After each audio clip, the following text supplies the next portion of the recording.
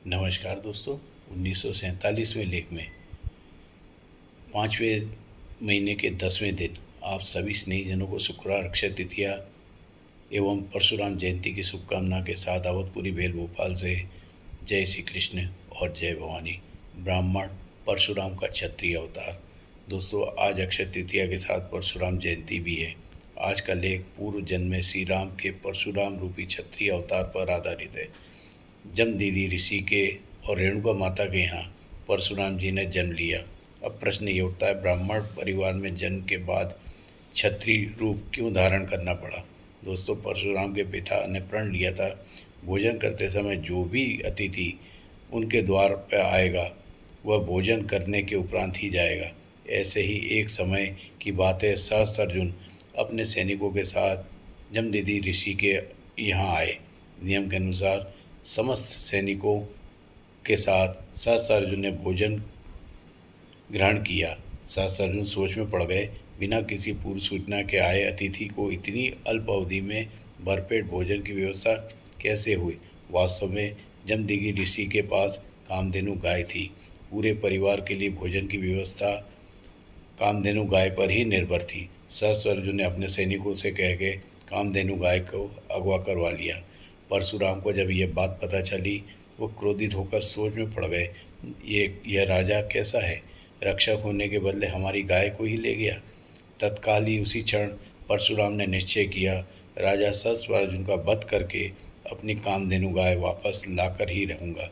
परशुराम ने धनुष, फरसा और शिवजी के से प्राप्त दिव्यास्त्र परशु से सुसज्जित होकर युद्ध में सहस्त्र का नाश करने के उपरांत कामधेनु गाय को वापस लेकर आए।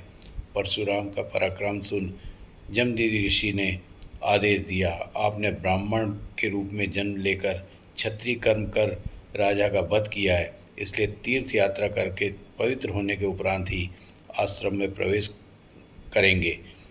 जिस परशुराम ने सहस्त्र को मारा था, उनके पुत्रों ने प्रतिशोध की ज्वाला में परशुराम के पिता का ही वध कर दिया, अपने पिता की मौत का बदला ले लिया।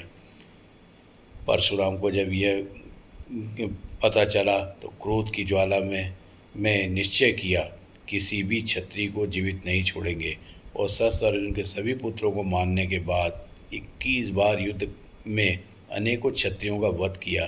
इस प्रकार भयंकर रक्तपात देख सर्वशक्तिमान शिवजी ने परशुराम के हृदय को परिवर्तित कर उनके शांत किया। उसके उपरांत ही परशुराम ने हथियार त्याग शेष जीवन ब्राह्मण के रूप में जीने का निश्चय किया था। शुक्रवार की शुभकामना के साथ अक्षय तृतीया पर विष्णु के छठे अवतार परशुराम जयंती की शुभकामना के साथ त्यौहार का सभी स्नेही को कहना है, आज के दिन शुभ दिन परशुराम जी की जीवनी से हमें यह शिक्षा ग्रहण करनी चाहिए कि ब्राह्मण ही नहीं, किसी की भी पराई अनमोल वस्तुओं को हथियाने का प्रयास नहीं करना चाहिए। दुशासन कभी कभी ऐसा साक्षात स्वयं की मृत्यु के कारण भी बन सकता है, किंतु यह भी इतना ही कटु सत्य है, किसी भी समस्या का समाधान नहीं हिंसा नहीं हो सकता।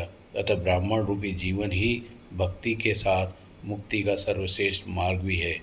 त्यौहार द्वारा ब्राह्मण के साथ सभी स्नेही मित्रों को आज के दिन नमन, वंदन, जय भवानी के उपरांत अक्षय तृतीया एवं परशुराम जयंती की शुभकामना के साथ नमस्कार।